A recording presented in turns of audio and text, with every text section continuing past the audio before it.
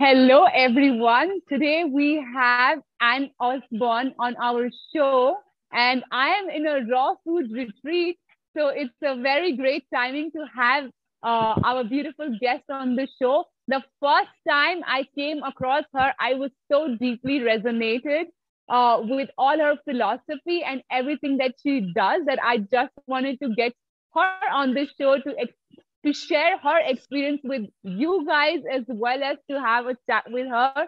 She has been on the vegan and raw vegan journey for 35 years now. She has even raised two children on this diet, and I'm very happy to get her on the show. Welcome to the show, Annie. Would you like to introduce yourself? Yeah, thank you so much for inviting me onto the show today. It's a real pleasure to be here with you. My name's Anne Osborne, and I've been on this journey for 35 years. 30 years of that have been on the fruitarian diet, and really I feel very blessed to have discovered this way of living, because for me personally it has ticked all the boxes, ethically, health-wise, emotionally, spiritually, and environmentally. So for me, I've tried different types of vegan diet, but the fruitarian diet has worked the best for me personally. And how I got into this diet was I was at university and I was 20 years old. I was a vegetarian, but I really wasn't comfortable with some of the practices going on in the dairy and the egg industry. So with a friend, we both decided that we would transition from a vegetarian to a fully vegan diet. And it was nothing about health at that point. It was purely ethical. But what I noticed was a huge improvement in my health the very next day after I gave up all animal products. And I was at university, and where I lived was at the bottom of a hill and the campus was at the top of the hill. So every day I'd have to walk up, and every day previous to giving up all animal products, I would have a tightness in my chest. I would be wheezy by the time I got to the top of the hill. And I thought my health was pretty good. I had no real concerns. I was only 20. And anyhow, the very next day after I'd given up all animal products, I was at the top of the hill and I suddenly thought, wow, for the first time, I haven't got a wheezing in my chest. I'm not out of breath. And it was a bit like a revelation. It was like, wow, I wasn't looking for any health improvement. I wasn't thinking about any health improvement.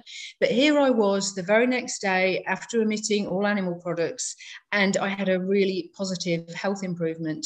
And so really it was from that moment on that I decided that I wanted to learn more about the connection between what we put in our bodies and how we feel. And I knew for myself, ethically, I would always be vegan. But within that vegan parameter, I did try lots of different vegan diets. So I tried a macrobiotic vegan diet. I tried Ann Wigmore vegan diet, which is a lot of wheatgrass and sprouted legumes. And I tried just a general whole food vegan diet. And I felt good on all of them, but not that good that I stuck with any one of them for more than, 18 months, a year, 18 months. But then when I was 24, I was in a local animal rights group in Leicester in the United Kingdom. That's my hometown. And we had a speaker, and his name was David Shelley. And David was on a fruitarian diet. And when we went to the meeting, a whole group of us were really impressed by David's energy, his enthusiasm. He looked very, very well. And he just radiated something that was very special. And we all decided, yes, we want some of what he's got. This looks like it's really working for him. And so we all started out on a fruitarian diet. And I was in the early stages of my first pregnancy at the time. So I did a bit of a transition diet. So I gradually ate more and more fruit and less cooked vegan foods. And during that transition period, I just felt better. The days that I had 100% fruit, I felt a lot better. I felt better the next morning. My odor of my body was better. The taste in my mouth first thing in the morning. And for me, I realized during that transition period that for me personally, 100% raw worked better than 90% or 80%. And I do appreciate for many people that's different. I think everybody has to find what works for them. But yeah, after the transition period, then I was on a full fruitarian diet.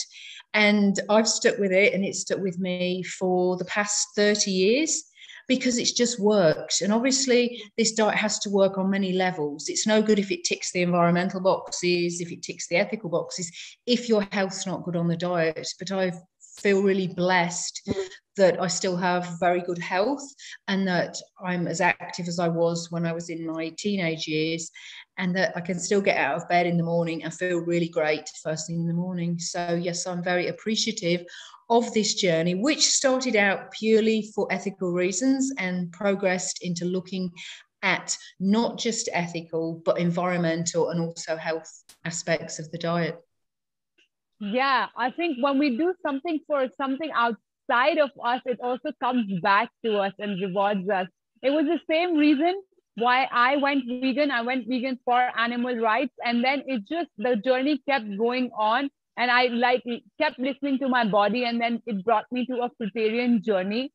So, what was your transition like? Uh, did you do some cleanses, and how easy was the journey to become a fruitarian? Would you suggest people to jump on a fruitarian diet, or would you ask them to go slowly, and how? Yes, well, for me, I didn't really have any major detox symptoms during my transition. And I think the reason for that was the fact that I'd been gradually refining my diet.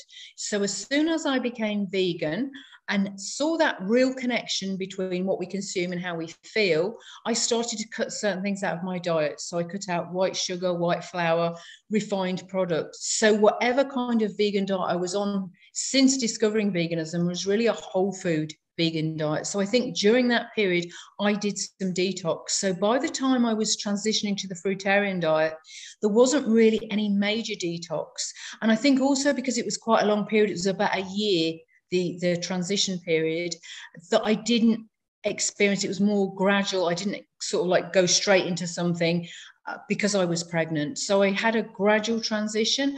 And also during the transitional period, there'd be periods where I'd do, say, 2 or 3 months just on fruit and mono meals of simple fruit. So I might just have 3 or 4 fruits during that period. And then I would go and have some cooked food, but it would be very simple cooked food, and it would be in the evening. So I would eat raw in the day, and then in the evening I might have a baked Irish potato or a baked sweet potato with some avocado, something like that. So quite simple cooked foods, but I still felt better the days that I did the 100% fruit diet.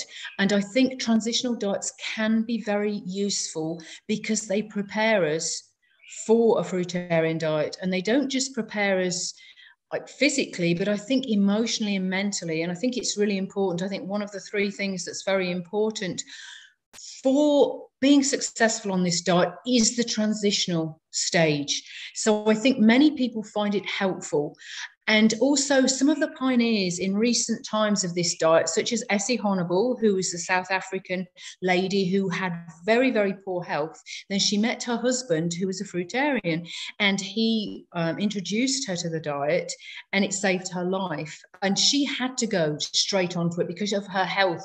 She was in a dire situation, but she said in her books that it was very, very hard for her to go straight from a conventional diet to a fruitarian diet, and that the transitional period, she believes, is very helpful for most people. And also Arnold Ehret, who wrote The Mucusless Diet Healing System and also Rational Fasting, he in his books recommends the transitional period. And I do know people that have gone straight on from a regular diet to a fruitarian diet, and they've done very well. So I think, again, it's finding what works best for you as an individual. But personally, I would recommend doing that transition. And I think one very valuable lesson that I learned during the transitional period was what works best for me. Because during that transitional period, I did 100% fruit, I did 80%, I did 90%. And I learned during that transitional period that 100% worked best for me personally.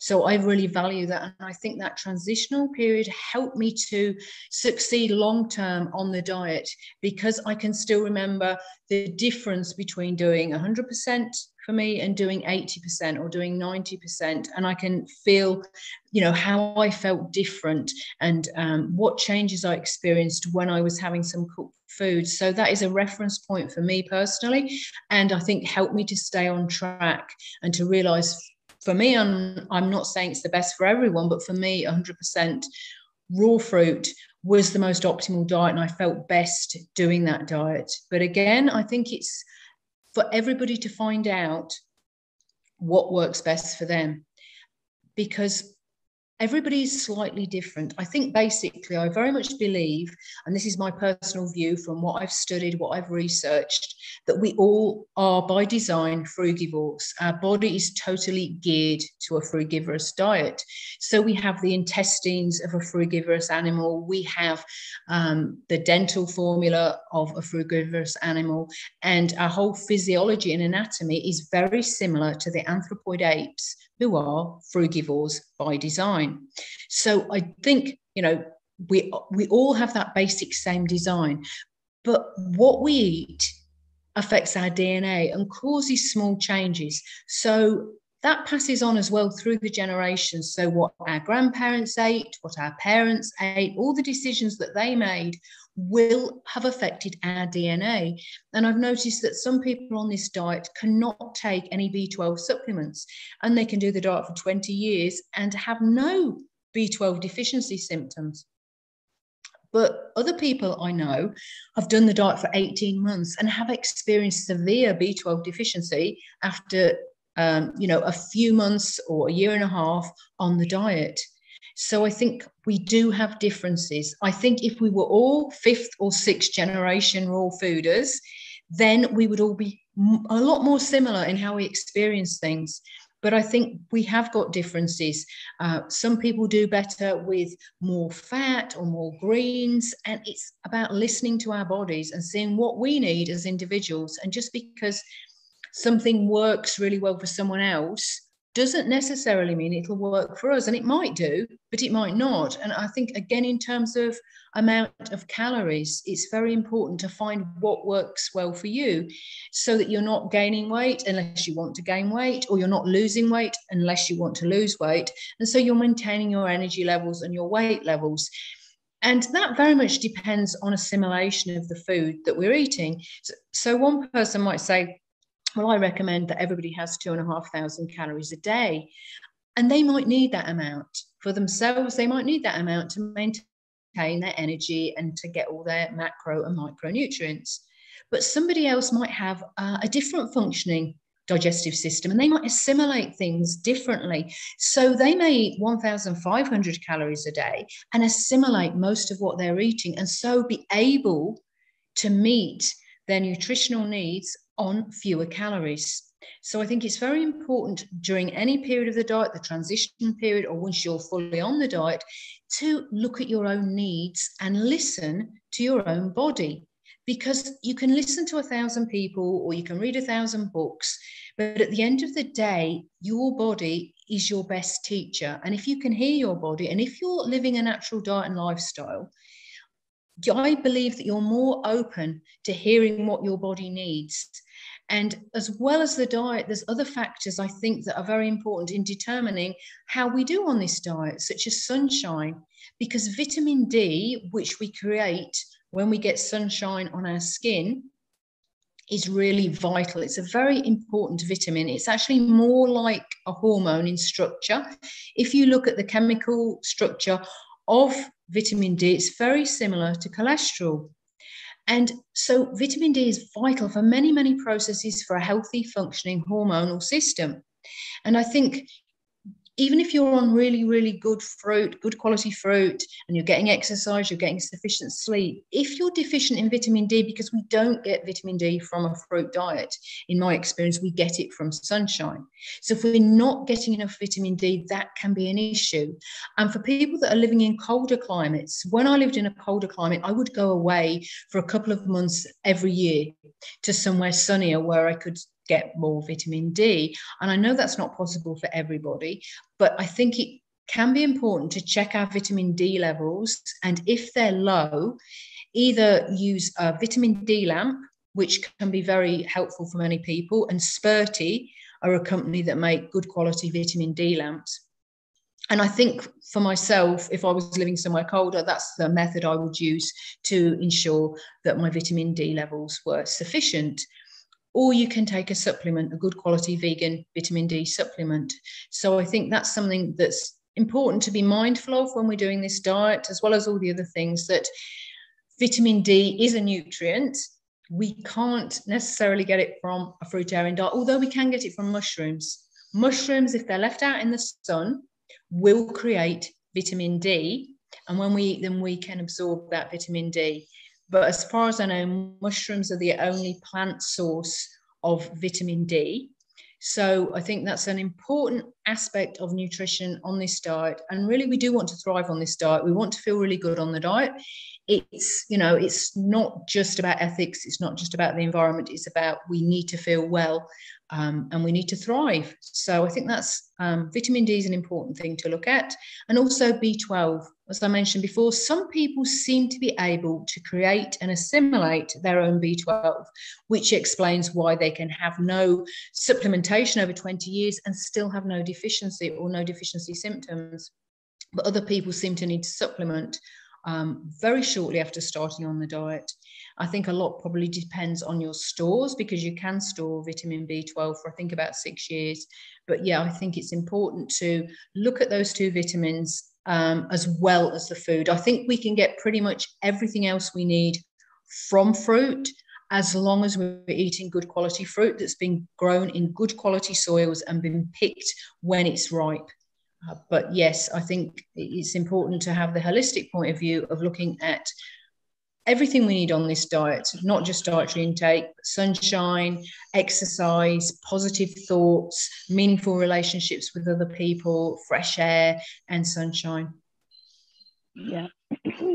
Yeah, I definitely agree with it. And this reminds me of breatharians, you know, how they are living on prana. And so basically, what our body creates is so much dependent on how ready you are mentally. And as you said, like that mental state and emotional state also comes from your lineage and like what your ancestors have done in the past. So, yeah, I mean, it's so important to listen to your body and transition down, because that this is an amazing point that you made, that you know that time can prepare you mentally and physically, and it's like a holistic process. So if you're just going with your body and not with your mental state, then there will be, you know, detox symptoms, and then there will be, you know, resistance, and just to stay on a diet for a longer period of time would be much more difficult. So amazing point that you've made there. In the conversation, you also talked about how you were pregnant and when you were going through the pregnancy and the transition. I would love to know your experience on pregnancy, because you have 2 children, and I'm sure like there's so less information about raising children and being pregnant on a raw vegan diet or a fruitarian diet. So could you please share your experience and your learnings from other people as well, how to carry your baby and, you know, have a healthy baby and take care of them also on a raw vegan diet? I would also like to know on the male point of view, if you have, like, you know, how does it work? You know, if they are fruitarians, if you have, you know, insights on that as well. Thank you. Well, I had 2 beautiful pregnancies. So the first pregnancy, I was in transition. So I was eating a lot of fruit, but I was also eating some whole food cooked vegan foods. With my second pregnancy, I was 100% raw and mostly fruit-based, although I did have some sprouts and some greens in that period, but mostly fruit. And with both pregnancies, I didn't have any issues. I didn't have any health concerns. I wasn't sick at all for either of the pregnancies. I felt very, very well. I felt very energetic. With my first pregnancy, I worked until I was 7 months pregnant, and with my second pregnancy until I was 8 months pregnant, and was able to work fine, exercise and everything.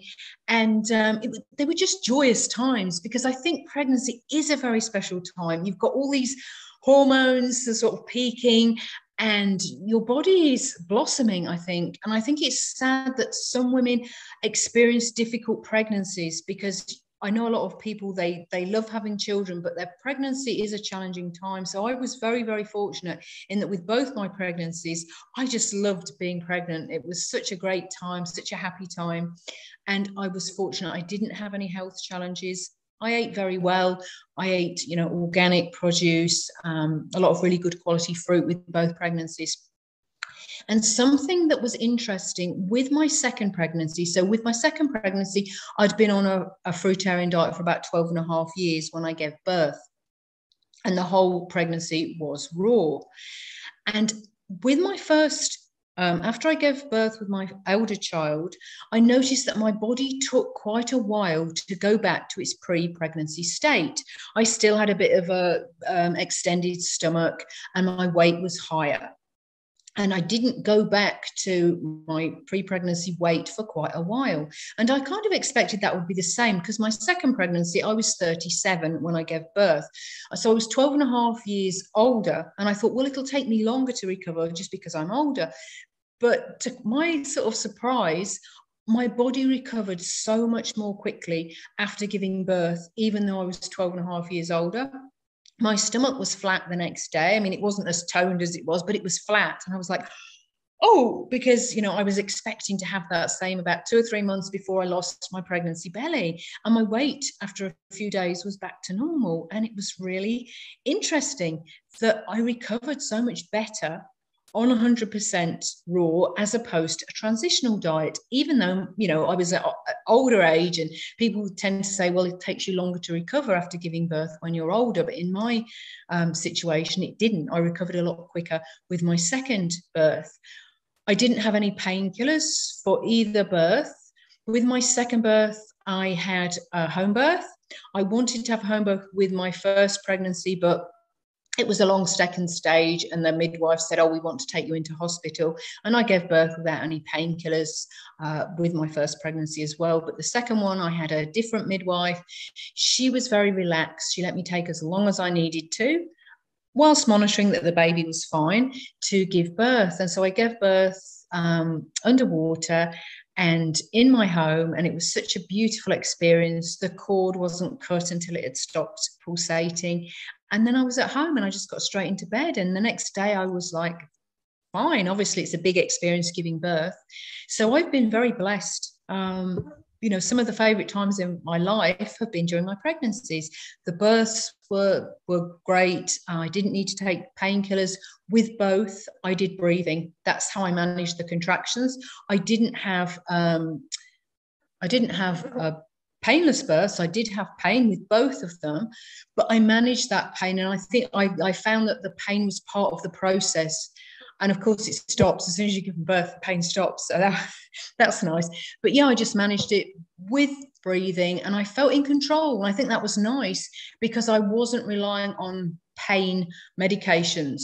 I was fully with it. I was fully conscious of the birth process, and yet I was managing it with breathing. And I think that was very empowering to do the breathing, to manage through the contractions and not need to take any medication.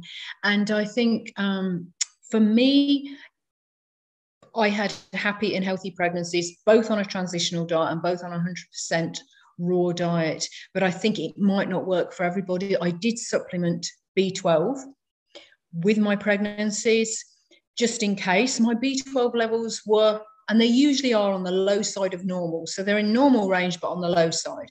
But being pregnant, I didn't want to risk anything. And also in the early stages of breastfeeding, I did supplement B12. I don't generally supplement B12, and I've never knowingly experienced any B12 deficiencies. But yeah, I loved being pregnant. With breastfeeding, I do think you need to be mindful of some things. I think you need to be mindful that you need to rest. You need to rest when you need to, and you need to just appreciate that feeding a baby is the most important job you're doing at that moment. You don't need to worry about the housework. You don't need to worry about, contacting so-and-so, and just to really appreciate holding your baby and feeding your baby and relax into that moment. I also think it's very important to be well hydrated when you're breastfeeding. So you may need to drink more water or have more juicy fruits than you normally do. And I think the other thing to be mindful of is eating enough. Now, when you're pregnant, you don't really need to eat so much more. I think you do need to be mindful that you're getting all your micronutrients met when you're pregnant. So minerals, vitamins, antioxidants. But I think with breastfeeding, you do need to eat more. So as well as getting good quality produce, as well as ensuring that your vitamin D levels and your B12 levels are more than sufficient, you do need to eat more, especially in the first few months. And what I noticed, if I wasn't, if I didn't get enough to eat, I would get quite kind of cranky and stuff. You really, really have to ensure you've got enough calories. And when you're not breastfeeding and you eat more or a lot of food, you often feel it in your stomach. But with breastfeeding, it was almost like it went straight through to make the milk, because you could eat and eat and it wouldn't even feel heavy in your stomach. And I always had, plenty of milk. I never had any problems with milk production at all with my pregnancies, which was great. So yeah, I think you can have very happy raw vegan pregnancies. But again, you need to be mindful of your needs. You may need to have more greens than you normally do. You may need to have a bit more fat than you normally do. And certainly for breastfeeding, you need to ensure that you're getting enough calories, enough food, because you will have a higher need for calories when you're breastfeeding, and it can be quite surprising. So ensure that you've got enough good quality produce in your home. But yeah, I love being pregnant, and giving birth was an awesome experience. Yeah. Wow. Yeah, it's amazing because you were transferring that DNA into your children. I think that's one of the most beautiful, thing that we can do. Like basically pass on this health to the future generation. Was your husband also fruitarian at that time when you had your children? Yes, my children have two different fathers, but they were both fruitarian at the time when we had the children, and not subsequently, neither of them, but at the time they were, and both of them were very supportive, even though they went off the diet. They both were very supportive of the fruitarian diet, which is a great help, because I can see it must be challenging if you have ideas about how you'll want to bring up your child and your partner, the father of your child, has differing views. So I think that could be something that would be useful to discuss and talk about before you actually give birth and before you actually have children, because you don't really want that conflict once you're pregnant or once the child's born. You don't really want that conflicting energy. You really want to kind of discuss it and have an idea of what your needs are, what your partner's needs are before you actually get pregnant. I think that can be very helpful. But I was fortunate in the fact that the fathers of my children were both very supportive of what I was doing, even though they weren't necessarily following the same diet. And that made it very easy for me. And also what I would like to say is that milk is very, very important for babies. Babies are milkarians. They're not fruitarians or anything else. They're milkarians. And for the first 6 to 7 months, and sometimes even longer for some people, that's all baby needs, is good quality milk. So it's very important that the mother gets rest during that time, that she gets support, that she gets good quality foods, and that she gets support in her relationships, so that she can be relaxed and be in a good frame of mind to be able to feed her child. So yeah, milk's very important. And even through the weaning stage, it's very important, I think, to have milk for 3 to 4 years, because if you look at cultures where they don't have dairy, so traditionally in a lot of Asian societies, dairy was not something that people had because they didn't have domesticated animals that they milked. And those societies would breastfeed their children for 3 to 4 years. And now we look at children and everybody says milk's very important for children. And I agree, but I think breast milk is what children need for 3 to 4 years. And that can be confronting for some people because it's not something we're used to. As a society, because we've domesticated animals and we're used to drinking the milk of animals, people think it's strange if you long-term breastfeed because we're not used to seeing it, because there's been other animals' milk available for our children. And when you think about it, what's more natural? taking another animal's baby away from it so that we can milk them and have their milk, or feeding your child your own milk. But people aren't used to seeing it. They're not used to seeing toddlers breastfed. And a lot of people are uncomfortable with that. And I think they're uncomfortable with it because it's culturally unusual. Whereas in societies, like traditional Chinese societies or some Asian societies, where animals were not used for milk, then it was perfectly natural because children needed milk. So children would be fed until they were 3 or 4. So my elder child, I fed him until he was 3.5. And my younger child, I fed him until he was 4. And with my elder child, I was getting some pressure from people. You shouldn't still be feeding him. He's 3.5. And so I stopped feeding him before he self-weaned, which I wasn't comfortable with because he said to me something about wanting milk. And I only once, and I said, oh, we don't have milk anymore. And I wasn't happy with that. And I thought, if I have any more children, I will let them self-wean.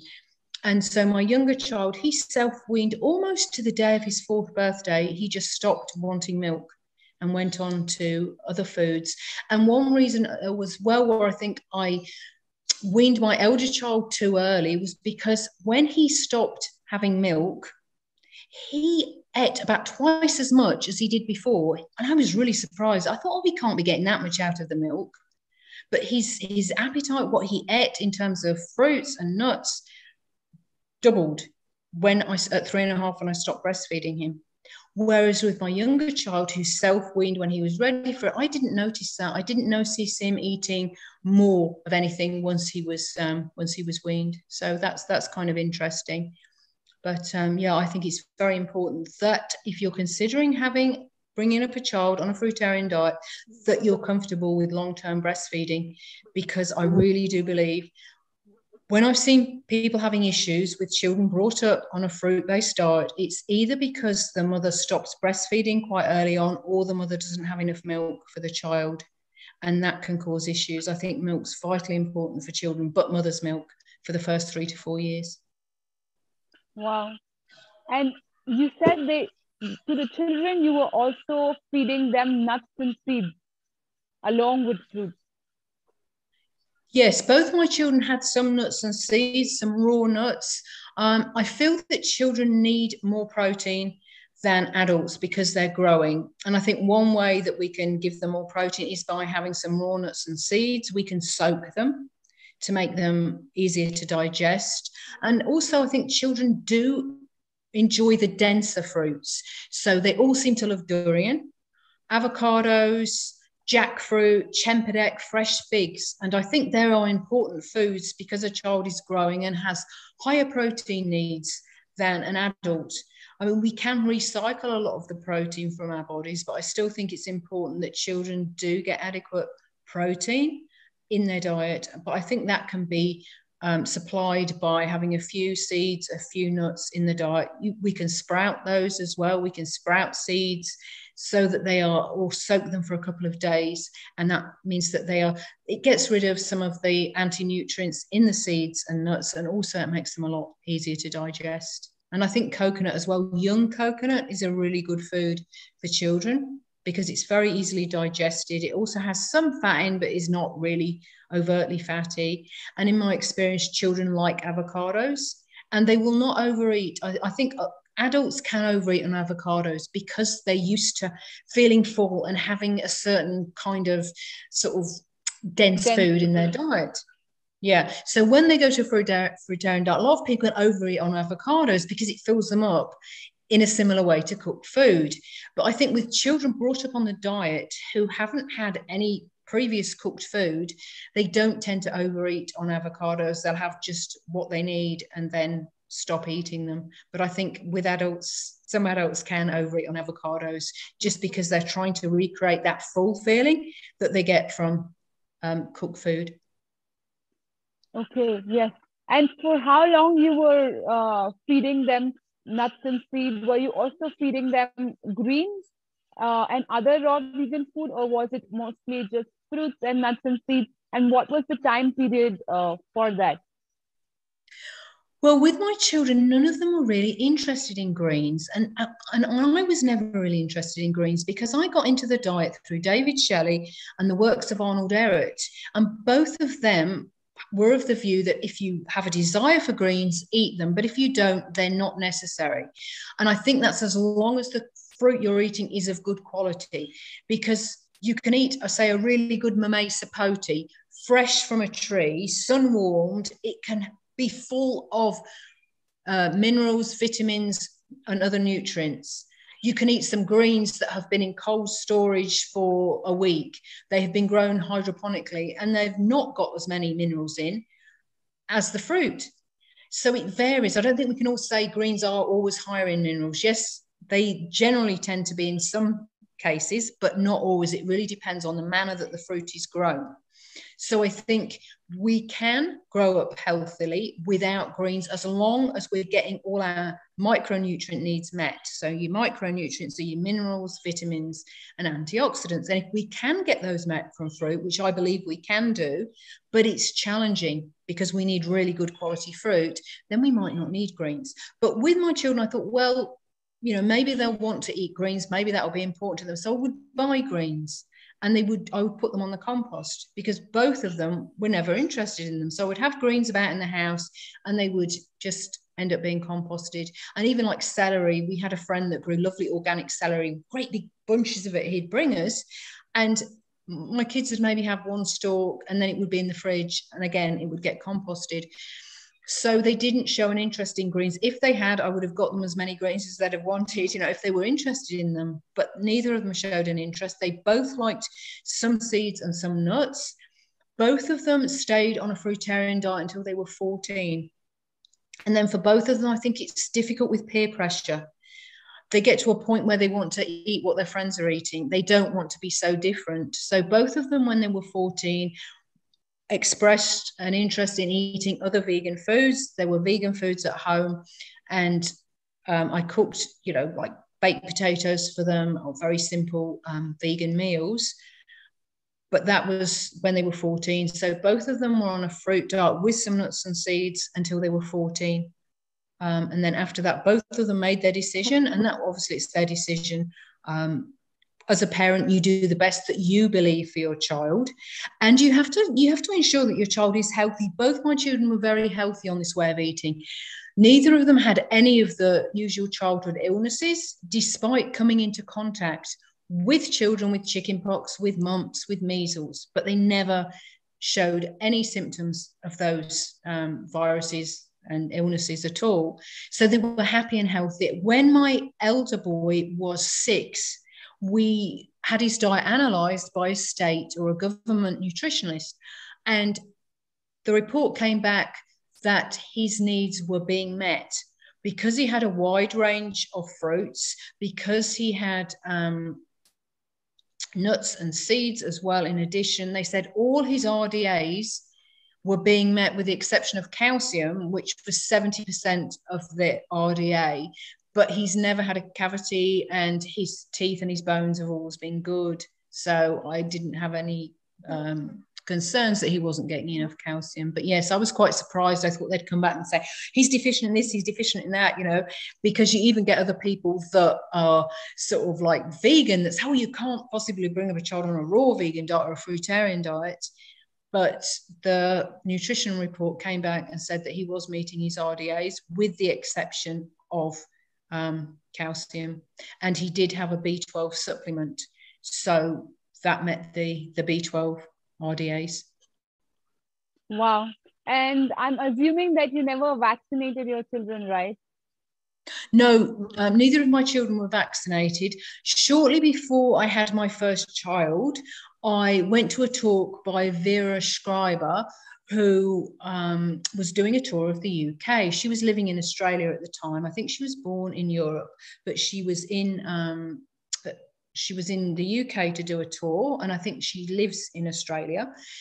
And she was brilliant. She gave a talk about vaccination and children and her discoveries that had led her to believe that vaccinations in children could be a contributory factor to cot death. And she, at the time, she was doing research on cot death, and she wasn't particularly pro or anti-vaccination. But in her research, she saw that after children had been vaccinated, they were at a much higher risk of stopping breathing and having a cot death. So that's how she got into looking at the effects of vaccination, or the effects vaccination can possibly have on children. So I went to see her talk, I read her book, and I made the decision then not to have my elder child vaccinated. And again, I didn't have my younger child vaccinated, but they were very healthy and happy. And I think that was a reason why I didn't really get much social disapproval of what I was doing with my children, because they were happy and healthy and they had great energy, but they weren't hyperactive. And once I did a talk at a meeting, and the meeting went on for 4 hours altogether, and I took my younger son with me, and he was only about 4 or 5 at the time, and he had to sit there. And as you might know, 4 or 5-year-olds don't want to sit on a seat for like 4 hours. And he sat there, and he was very, very well behaved during the talk. And afterwards, a man approached me and he said, I was very impressed with your talk. And, I'm interested in fruitarianism, but I was more impressed with your child because of his behavior. And I think that's what I found with my children. They were very well behaved. They had a lot of good energy, and they were always out playing, all day outside if they could. But they weren't hyperactive. They didn't have like a frantic kind of energy. So if you took them anywhere, they could sit down and they could be still when they needed to be still. So, yeah. Yeah, I think a lot of hyperactivity comes from all the processed food that we, give to our children. And, if there's sugar, then of course they're going to be cranky. And this is something that's not looked into. And what people do after that, that say that, oh, they are hyperactive, and then they give something else for that. And that's another, element that is there in their body. So definitely, I think like eating a clean diet is then they are in their natural state of calmness.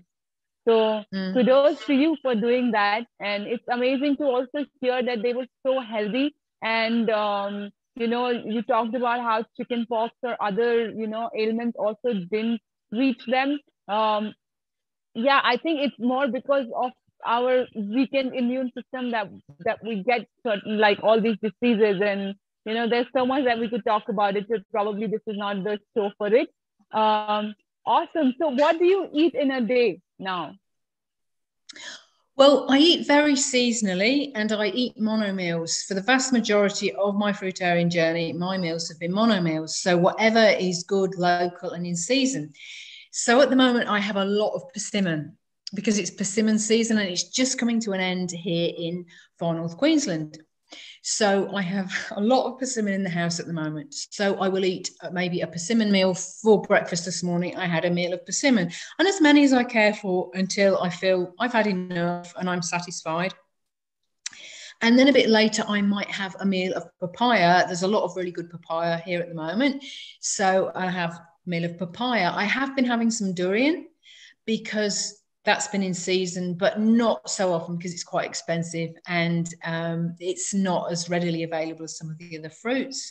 And then if I'm eating avocados, I don't always eat avocados. Sometimes I just have juicier fruits. But if I'm eating avocados, I will then have a meal of avocados. Maybe 2 avocados is a good amount. Again, just eat them mono. And then later on, if I want another meal, I will have more like juicy fruit. So it could be mamey sapote at the moment. Mamey sapote are in season and they're a nice meal. Or it could be more persimmon. And it really does change with the season. So in mango season, and that's kind of finishing now in far north Queensland. So in mango season, I would have had meals of mangoes. But I don't necessarily have a great variety in any one day. But over the course of a year, I think variety is very important, because the more fruit you're getting from different areas and grown in different soils, the more likelihood that you're meeting your micronutrient needs, because different soils vary a lot. So one soil might be high in selenium, another soil might be high in copper, another soil might be high in manganese. And if we're having fruits from these different soils, we're more likely to get those nutrients in our foods. So I try to eat a variety over the course of a year, to eat as locally and as seasonally as possible. When I lived in the UK, I had to rely mostly on imported fruit. Even though I could have berries and apples and pears, in season. But the rest of the fruits that I were eating in the UK were mainly coming from abroad, just because, and that's what I needed to do because there wasn't so much local fruit in the UK. But living where I do now, I'm very blessed that I can just eat local fruits all year round if I want to. Very occasionally, I might have something that's not local, but the vast majority of the stuff that I'm eating at the moment comes from a small radius around where I live because it's a very good area for fruit growing. There's many, many different types of fruit grow in this area. I'm on the Atherton tablelands, which is high altitude. So we get different fruits. If I just go down the hill a bit, then we can get a different range of fruits again. So yeah, I'm very, very blessed that I can access those fruits. And I eat mostly mono meals. I eat enough till I'm satisfied. I have found that I need to eat less now than I did when I first started out. And when I first started out, I think I wasn't assimilating things as well because my digestive system wasn't as healed. But after my first extended mono orange juice diet, to my amazement, when I broke the diet, I needed to eat less to maintain my weight, to maintain my energy. And I just felt that fruit was doing me even more good than it was before. And what I think happened during that orange juice mono diet was that my intestines had a clean out. And so my assimilation was so much better because really it's not the amount of food you eat, it's how much you assimilate it. So one person could eat 4,000 calories a day. And if they're only assimilating 30% of what they're eating, they're not getting as much as someone that's eating 1,800 calories a day and is assimilating 90% of it. So it really depends on your assimilation, how much you need to eat. And your body, again, it will tell you. It told me very clearly after I did my first extended mono orange juice diet, I need to eat less. And I felt satisfied on less. So it doesn't matter what works for someone else. You have to find the amount of food that works for you. And when you're eating mono meals, you get a stop point. I think anybody that eats a lot of mono meals will tell you this. You can be having, you have a plate of papaya or persimmon or chocolate sapote or whatever it is you're eating, and you will just eat that fruit and you'll feel, I've had enough, I'm satisfied. And I think when you mix things together, if you have smoothies, if you have mixed fruit salads, you don't get that stop point. You don't get that where it's very, very clear, I've had enough, I'm satisfied now. And that also depends not on the volume of what you've eaten, but the quality. For example, if I'm foraging wild blackberries, and they're very, very good quality because they're super high in calcium or super high in antioxidants, I can maybe eat 15, 20 berries and I am full. But if I'm eating berries from a supermarket, I don't feel as satisfied when I'm eating those berries. So the satisfaction, I think, is not just due to macronutrients, which is your calories, your protein, fat, carbohydrates. The satisfaction and sort of like happiness with what you've eaten also depends on the quality of that fruit. So their micronutrient content, so how much minerals they've got in, how much vitamins and antioxidants. So I think that is something to pay attention to. I said about the 3 things that are important to succeed on this diet, and I mentioned the first one, to be ready for it. And you expanded on, yes, mentally and emotionally, spiritually. You have to be ready for this diet because it is very different in many ways. It will change many things about your life. It's not just physically you'll feel differently, but spiritually, emotionally, your connection with the rest of the universe, I think. So it's important to be ready for the diet. The second thing is to get really good quality fruit. I don't think you could survive long-term on poor quality fruits. And I think one thing I've noticed, that fruit will always find you. If you have that belief in it, you will find good quality fruit. And I have been a single parent doing this diet on a very low income with my elder child, and I managed always to get good quality fruit, to get organic, to get really nice, delicious fruits. We ate very well on a low budget. So I do know it's possible that you can eat organic. We formed an organic buying group with some other people so that we could buy wholesale boxes of fruit. So that was one way to reduce the cost. But also I would just expend that time and energy into finding exotic fruits, go to ethnic markets, go to ethnic shops, know which supermarkets had the best quality fruits for supermarkets.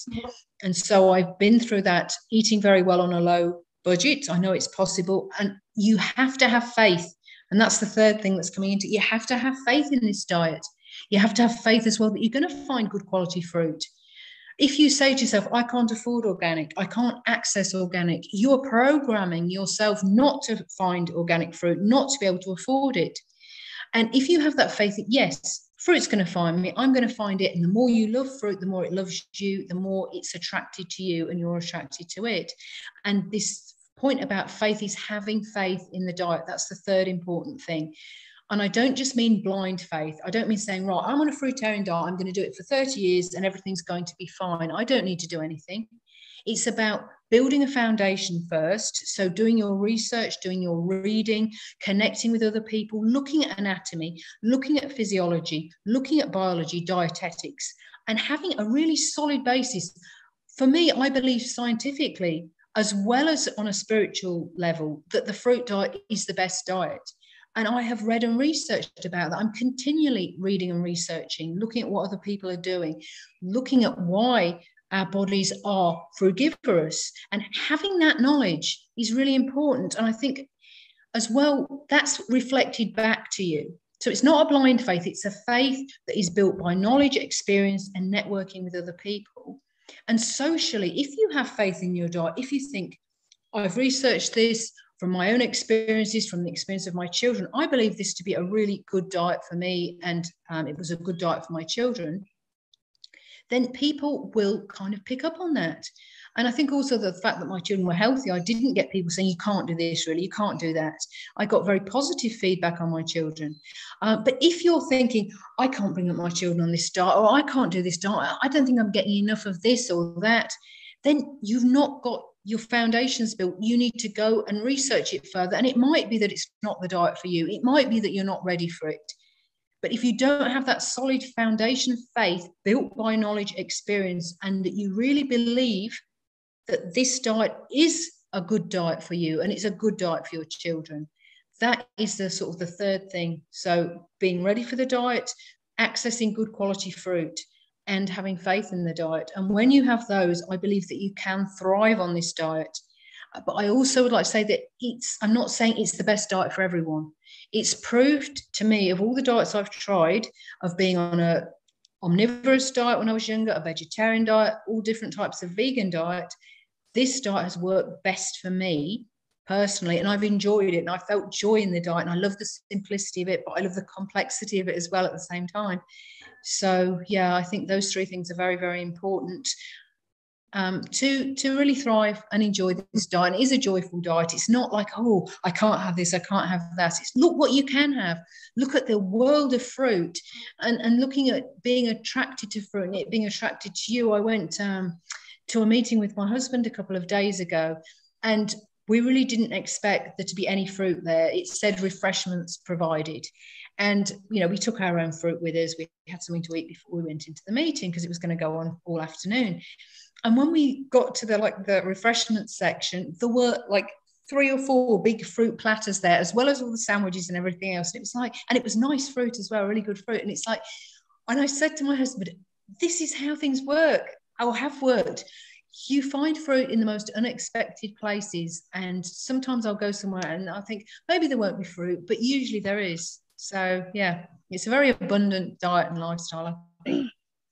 Yeah, it puts you in that vibration and faith also. I think just like having such simple and, clean food, and the prana that is coming directly from the source. It's one of the, it's when we don't process it, the life force in the food stays. So I think it puts you in that vibration as well, where we, need to, like, that faith comes automatically. That willpower to read and go deeper down comes also automatically as you are on the diet, since it's so clean and perfect for our body. So you mentioned about being ready. How is it that a person, I know for me, it just the diet came to me and I was really looking for being self-sustainable on my health journey. I wanted the power of my body and I was willing to do anything for it, and was willing to experiment, and then I got the help that I needed.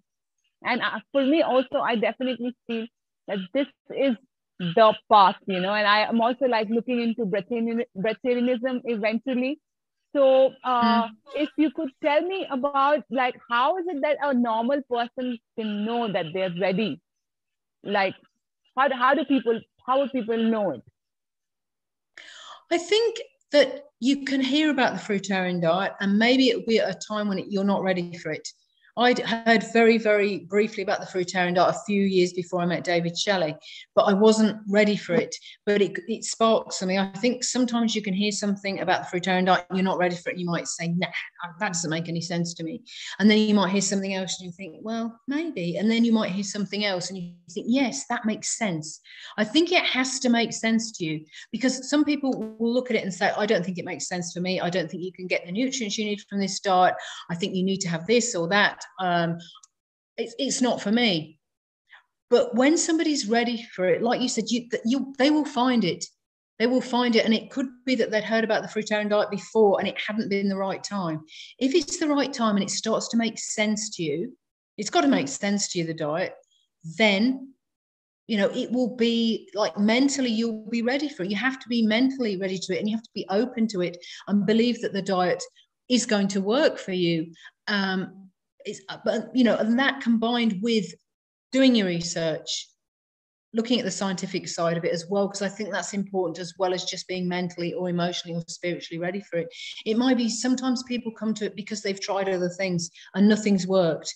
They've tried every other diet and somebody suggested going on a fruit diet to them. So they're not particularly thinking, oh, I want to go on a fruit diet. A fruit diet's the thing for me. It's just that they've tried other things. They're having health challenges and they've thought, well, what have I got to lose? And, and I know several people that have gone onto a fruit diet because their health was so bad. Somebody suggested it to them and they thought, well, what have I got to lose? But then once they've gone onto that diet, they've experienced really enhanced quality of life, and they've experienced healing, and so they've continued with the diet and embraced it.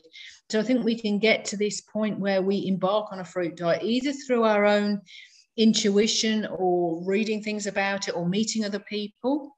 Like I met David Shelley at the right time for me, when I was open to a fruitarian diet and when it all made sense, and when I was with a group of other people that wanted to try it, which was great because we had that social support.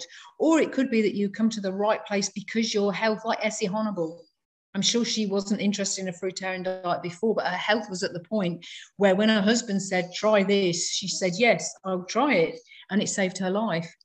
So I think we all come to that point through different ways, but yes, it's got to make sense to us, at least on one level. So the people that try it purely for health reasons, because their health's at a critical point, it has to make sense to them on some level, and then they try it and they're diligent in how they do that fruit diet, and they experience healing.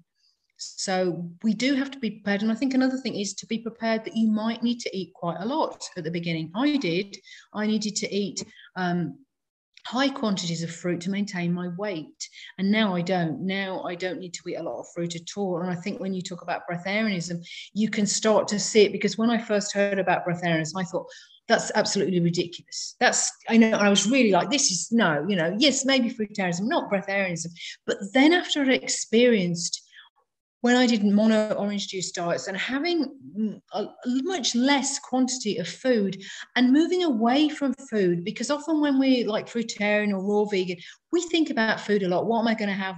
This and that. When you do a mono diet, you have your oranges in, you've got your box of oranges. You don't put so much mental energy into that. Your focus isn't so much on food, it's on other things, other ways we can get energy. And then also when I fasted, when I've been on a mono diet, and I've got energy from other sources, and I felt that. And I've also felt that we can have more energy eating less. That's what I've experienced. And once I've experienced that, I think, yes, I can see how breatharianism works. I can see how we can get energy from different sources and not just food.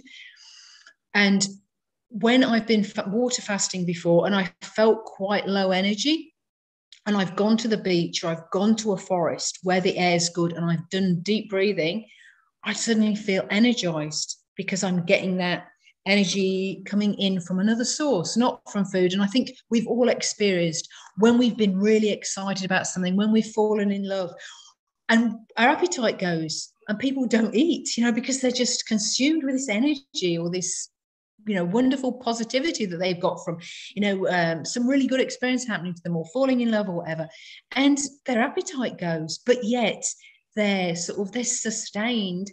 And I think as well, I've heard people talk about this at festivals, going to like a fruitarian fruit festival and connecting with people and having this energy going around that they've actually eaten much less than they normally do at the festival because they're getting fed on another level. So yes, I'm quite interested in this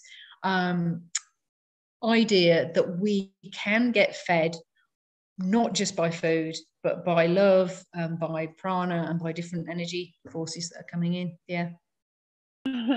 Very, very beautiful. Yes. So since you mentioned so much about the orange cleanse, I was very curious. I've done watermelon cleanse, and how does a citrus fruit work for the cleanse? Because I heard on somewhat, like, I'm not so sure about this story, but I think through Jillian only I heard that there was someone who was on a water fast or a dry fast, and then they broke the fast with a lemon juice or something, and then they passed away. So, like, how does the citrus work? Could you share? Like, with watermelon, I feel very comfortable. But even with watermelon, when I was combining a little bit of pineapple juice, I didn't feel good. Like, I felt my body was like, it was like too much work that it was doing. So that was the state of my body. Of course, it's going to be different for different people, but I would love to know more about your mono orange cleanse and how did it went and what is the thought process that goes behind it. Yes, I think for me, orange juice diets are more aggressive than some other mono diets. I've done the longest mono diet I did was melons. I just had melons for 6 months, and I only ended it because the melon season was coming to an end in Europe. And I felt fantastic. I didn't lose any weight. I didn't experience really aggressive cleansing apart from maybe the first few days. With orange juice, I think you can experience cleansing throughout the orange juice mono diet. I tend to lose a bit of weight, which I put on no issue once I've stopped the orange juice mono diet. It's quite aggressive, I think, or it can be. There was a doctor in the United States in the 1920s and 30s, Dr. Frank McCoy, and he helped a lot of people heal from various illnesses using mono orange juice diets. And the quantities that he gave people were quite small. It was either 2 glasses of juice a day or the juice of an orange every 2 hours. So that's not a lot of juice. And I think if you have an orange juice diet with a small amount of juice, it's almost like a camouflaged water fast. It can be quite aggressive. You can do a lot of cleansing. I found with the orange juice mono diet, I'd get a coated tongue. I'd get that elimination feeling that you do when you're water fasting, which I didn't get with doing a melon mono diet or grape mono diet in the same way. With those, I maintained my weight. It didn't feel as if I was cleansing so much. And orange juice mono diets don't work for everyone. They've worked very well for me. I've done several. I usually do a couple every year. But not everybody. Some people say that it feels too pH acidic. They don't do well with oranges.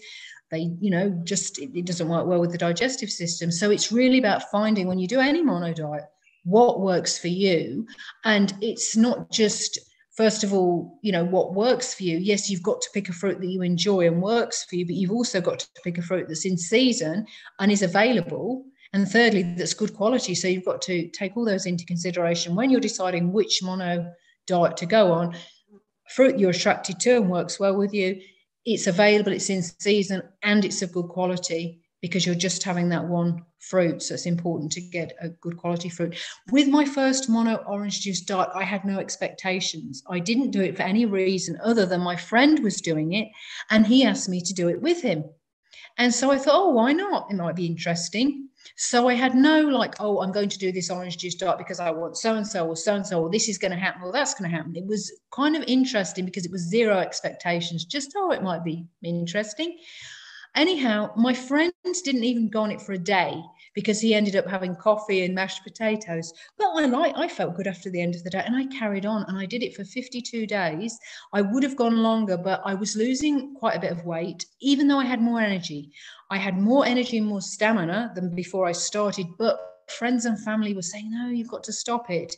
And I broke it really, I think, before I could have done. But anyway, but when I broke it, that's when I realized that all these benefits, that I was needing to eat less to maintain my weight. I felt that I was assimilating the micronutrients better from the fruit. So I was feeling a lot better generally all round. It wasn't just that I could maintain my weight more easily. So it worked very well for me. But because I went in that first time with no expectations, it was interesting because I didn't go thinking it's going to do this or that. But now I find that the orange juice diet helps me stay on track, in that it's like going to the garage for a tune-up. So every time I do an orange juice diet, my digestive system is taken up a level afterwards. I feel more fluid in my body. I feel more fluid in my joints. I have a better range of movement. I sleep very, very well. I feel very joyous. I feel very, very connected with the planet. And I really love doing orange juice diets.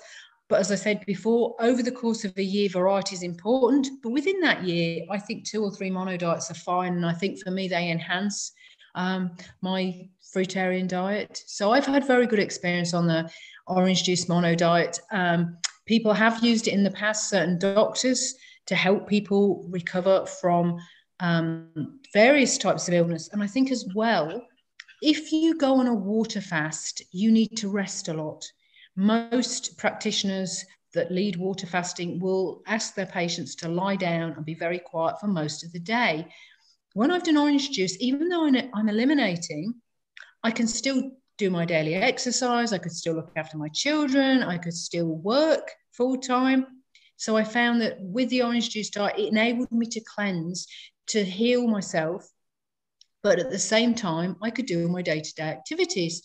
And people sometimes say, well, why do you still need, after 30 years on a fruit diet, why do you still need to do mono diets? And I think if I was living in a place with no pollution, I didn't have any stress, then I wouldn't really need to do mono diets. But I think there's environmental pollution, there's electromagnetic pollution, there's things I don't have control over. And for me, doing a mono diet, and it's usually orange juice, for a couple of weeks, 2 or 3 times a year, really helps me to maintain optimal health. So yeah, for me, it's been very valuable, but it's not for everyone. Find the mono diet that works for you if you want to do a mono diet, and do some research on it, do some reading on it, and take it day to day as well. Don't say, I'm going to do a mono orange juice diet for 40 days because so-and-so did it, because it might not work for you. And if it's not working for you, reassess it. If you're losing too much weight, or if you feel the elimination is too much. But again, another benefit of mono diets as opposed to water fasting is that you can regulate more your level of elimination. If you're doing like a water fast, you are, as Arnold Ehret says, on God's operating table. You can't really regulate how much you're going to eliminate, because drinking more water doesn't tend to affect the elimination rates. But with a mono diet, if you increase the quantities, you will slow elimination. So you have more regulation. If you're not really got an acute health problem, but you want to do some healing and rebalancing, you can eat more on a mono diet. If you've got an acute issue that you need your body to heal from, then you can eat less. So it becomes more like fasting. So you can have that amount of regulation doing mono diets as opposed to water fasting. Beautiful. This is very useful information. I think, yeah, it's so much about just listening to your body. And you could be like, maybe 1 year before you couldn't do it, but since you've come like 1 year later and you've done a watermelon thing, maybe then you are ready. So it's so much about assessing what you are really ready for and feeling it. And I think as you are on a fruit diet, you start feeling more as well. You're so much more connected as the time goes by. You know what is going on. And that's the most empowering part of a fruit diet as well. So have you done other juice fasts as well, which are like multiple fruits, or have you only done mono cleanses? With the mono diets and the juice diets, I've only ever done orange juice, because in general, I think having whole fruit is preferable if you can. But with oranges, I really prefer doing an orange juice mono diet to a whole orange mono diet. If anybody wants to do whole oranges and they've got good teeth, then, you know, that obviously I think is even more optimal because you're having the whole orange. When I do orange juice diets, I use an old hand squeezer, so I get most of the fiber in. It's just the real shell and the really fibery bits that you can't eat anyway that are left behind. So I do include a lot of the fiber in, but generally I prefer to eat fruits whole. So I haven't done any of the juice regimes. I've just done the orange juice mono diet as a mono diet. With other mono diets that I've done, so I've done apples, pears, papaya, grapes, and I've always eaten the whole fruits for those. Whereas with oranges, I do tend to juice because it's just a personal thing. I really, really like fresh orange juice, but I leave a lot of the fiber in. But yeah, I think overall whole fruits can't be beaten. Juice diets can be good if people have issues with their teeth. So if somebody has got dental issues and they can't eat a lot of fruit, or they've got digestive issues and they can't assimilate much, juice diets, I think, can be useful because they can get an increased level of micronutrients into their system that they couldn't because they have issues eating. So I think in some cases, I think we have to look at each case individually, and sometimes it might be preferable to do a juice diet as opposed to whole fruit if there are issues, especially with the teeth or issues with your digestive system where you find it difficult to have a lot of fiber or you find it difficult to assimilate. And until you've healed, when you've healed your digestive system, then you may be fine having whole fruits. But I think it's where we're at, and we've got to look at that and not sort of say, oh, you shouldn't be having juices, you should always be having whole fruits. We have to look at the individual case, because if somebody has digestive issues where if they eat a lot of fruit, they're not doing well with the fiber, not because that's how we did not, you know, we were designed to deal with fiber, but if that person has health issues which has affected their natural ability to deal with fiber, their gut biome is damaged, or if they're having difficulties with assimilation, again, because their gut is damaged, then I think juice can be useful. I don't think we have any absolutes. This is always the right way, or this is always the wrong way. We really do have to look at the individual and their needs and their state of health at the current time. And as you were saying, things change. We're not static. There may be times when we need more greens or more fatty foods or more acidic foods or more sweet foods. And something Arnold Ehret said, he said the reason why most people fail at either fruit diets or fasting is through individual needs not being taken into consideration and how they change over time. So not only does each of us have individual needs, but that changes. It's not static.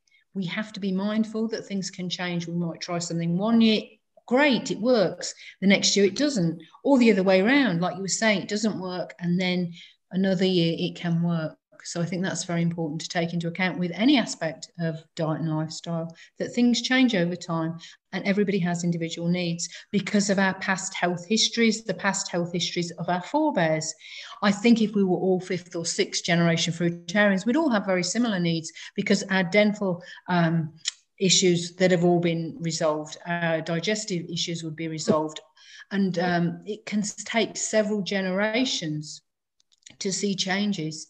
It's not necessarily that we'll have a child and they'll be perfect. It might be if we're on a good diet and we have a child and they're on a good diet and they have a child, it might be the third or fourth generation before we start seeing changes. And at the Instincto place in France, I know that there they had third generation raw food children, and it was only the third generation when they saw changes. So it was the grandchildren of the people that started it, and they had a wider rib cage, they had a broader dental arch, but it took a couple of generations to get that. It wasn't immediate. They didn't have the change, their children didn't have the change, but it was their children's children that started to change. And how would you recommend people to take care of their dental hygiene while they are on the diet, especially with like citrus fruits? Like what has been your learning on the way? I think this is very important for fruitarians because they, especially like with all the processed food that we eat all our lives, and then we come to the fruitarian part, it gets difficult. Yes, I think this is very important. And this is something that if I could change one thing, I would have changed and been better with my dental hygiene at the beginning. You know, I still brush my teeth and everything, but I kind of thought, well, I don't need to do all the flossing, or I don't need to brush my teeth more than twice a day because I'm eating fruit. And that, you know, is not necessarily the case. I think it's very, very important to have good dental hygiene, and people differ genetically. Some people don't have the bacteria in their mouths that causes tooth decay. So whatever they eat, they could get dental erosion from fizzy drinks, sure. But in terms of bacterial decay, they don't get it because they don't have the bacteria. So everybody knows the person that eats loads of sweets, that never brushes their teeth and has perfect teeth. But for most people, that's not the case. So genetically, you can have stronger or weaker teeth, again, depending on what your parents ate, what your grandparents ate, your past health history. But for everybody, I think it's really important to have good dental hygiene, to brush your teeth. I brush my teeth usually 4 times a day, sometimes 5 times a day. I brush my teeth before I eat, not after. If you brush your teeth after you've eaten pH acidic fruits, that can brush the fruit acids into the teeth and cause enamel issues. Because there are 2 issues, I think, with teeth. There's dental decay, which is from the bacteria and the plaque in your teeth. So you're not cleaning your teeth properly. You're leaving some plaque there, and that's causing actual decay. The second issue is enamel erosion from eating underripe fruits. And I've known people lose teeth through eating underripe fruits in a very short space of time. So that's the second issue. And they can be combined. You could have both of them going on at the same time. So we need to have very good dental hygiene. We need to clean our teeth, but clean our teeth before we eat, or wait for half an hour after we've eaten to brush our teeth. We can rinse our teeth afterwards with water, and that's always good, especially, it's just saying now that my internet connection is unstable. So it could be because I'm kind of like a bit out in the countryside. So hopefully it will remain okay, but I just got a little notice. Yes, so the cleaning of the teeth, the flossing of the teeth, the only exception to doing cleaning your teeth after you've eaten, straight after you've eaten, is with dried fruit. And I limit the amount of dried fruit I eat. I ate more at the beginning, but that can be an issue because it's sticky. It's like sweets or candy. It sticks to the teeth. And I've known several people who've had issues with their teeth because they've eaten a lot of dates. So I rarely have dried fruit. If I ever have it, I'll brush my teeth straight the way afterwards. And if I can't do that, I won't tend to eat it. If I'm out somewhere and I know I can't brush my teeth, I'll say no, no thanks. But I don't eat it regularly anyway, dried food. I have it very occasionally. Flossing the teeth or using a water pick I also use like a peppermint oil on my teeth in between brushing, which causes you to have a lot of saliva in your mouth. It washes all the bits out of your mouth. And also what it can do is to minimize the bacteria in your mouth that cause dental decay. I use dint toothpaste, which doesn't have fluoride, but has a substance from cacao in it, which is similar to fluoride. In their scientific research, the company that make Dent, they found that it reduces decay as much as fluoride does. So if you want to avoid fluoride, Dent's a great toothpaste. It also helps to remineralize the teeth. So I think we can look after our teeth to the best of our abilities to minimize any damage. I think we can't just think, oh, I'm on a fruit diet, my teeth are going to be fine, I don't need to look after them. Have good dental hygiene, use a remineralizing toothpaste. Don't brush your teeth immediately after fruit unless it's dried fruit. And, floss your teeth, use peppermint oil diluted in a carrier because it's too strong on its own, but use a drop of that in a carrier oil in your mouth, and it's like oil pulling in a way. I'll swoosh that around in my mouth 2 or 3 times a day. And that really helps to get bits from the teeth and also to get rid of the bacteria that cause plaque. So, yeah, I think we do need to be nice. Remineralization is when you reverse tooth decay, right? When it's not so much decay, I don't think, but some people can. It's remineralizing the enamel. So 1 year I'd been doing juice diet, and I'd been juicing the oranges in my teeth, and I'd got a bit of enamel erosion on the front of my teeth, but it wasn't through to the dentine. And when I went to the dentist, he said, you've got some enamel erosion here. And I said, yes, and what I'd been doing. He said, it will right itself. And I did a year where I fasted every other day for a year, for a whole year. So I suppose that's like what's called intermittent fasting now, but I only ate every other day. And I didn't lose weight during that year. And it was a great year in terms of productivity, and my mental capabilities and everything were really good doing that. But what I found at the end of that year, my teeth had remineralized. And I think that was partly due to the fact that I was only eating every other day. So my teeth got a rest. Every other day they would get a rest from any type of food on them. So yes, it is possible to remineralize teeth. There are various remineralizing toothpastes. Your saliva contains elements that can help remineralize your teeth. So what I do with the peppermint oil in a carrier oil, that really helps. I get my saliva really goes, and I keep that saliva on my teeth. If I'm doing something, sometimes I keep it on them for like 30 minutes, sometimes it's 10 minutes, sometimes 20. But I think that really helps. It cleans the teeth because it just seems to wash any little bits of debris out of the teeth, even after you brush the teeth. But also it means that you've got saliva in contact with your teeth. And I think that helps to remineralize the teeth as well. There's things in the saliva that when they're in contact with the teeth, they help the teeth remineralize. Okay. I think the internet is kind of going a little bit away. But yeah, awesome. Yeah. Yeah, I believe we can heal anything. It's the power of the mind, and then, the environment that you provide, certainly. So I think I would love to wrap up the discussion now, so that whatever we have received is nicely recorded. And you could probably share a last message that you would like to share with the viewers. Thank you. Yes, I'd just like to say that it's really important that you look at your individual needs, and that you have faith in yourself, and you have faith in your body as being your best teacher if you listen to your body. And what works for someone might not work for somebody else, but listen to yourself, have faith in yourself, be kind to yourself as well.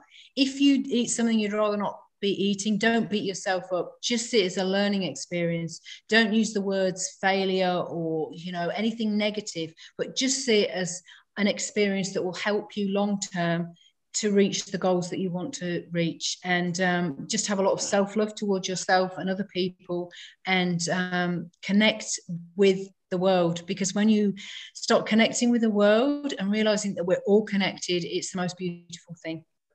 Thank you. Wow. That's so beautiful. Maybe one more question, since you have said, what are the other things that you do for self-love, for like maybe exercise, just to like make your life more amazing other than food? Yeah, I run every other day. So I run 10 kilometers every other day, which I love. And I do it early in the morning, and I connect with God and the universe when I run, I think, and everything. It's just such a beautiful early morning time, and it's my time. And I make sure I do that because I know that I work, I have the property to look after, I have to look after other people. But that's my time. Have your time, and don't feel guilty. Have your time when you make sure every day, if you'd like to meditate for an hour, if you'd like to run for an hour, dance for an hour, make sure that you have that time. Prioritize yourself as well as the needs of other people. I think that's very, very important to do that. If you do something you'd rather not be doing, so say if you stay in bed for an extra hour rather than go for a run, or you eat some potato chips instead of eating a mango, don't beat yourself up. Just think. Look at effects. Don't say this was bad or this was wrong or I failed, but look at the effects and the consequences. So when I have a mango, I feel great the next morning.